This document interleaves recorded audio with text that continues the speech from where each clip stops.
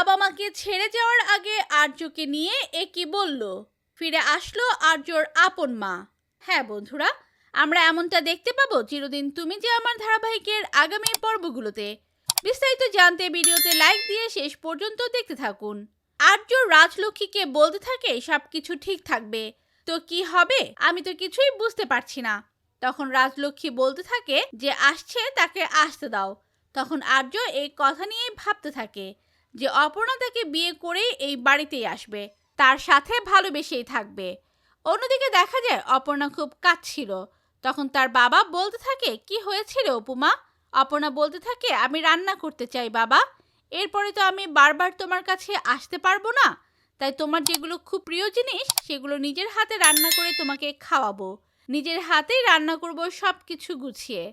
তোমাদেরকে এই কটা দিন খুব আগলে রাখবো।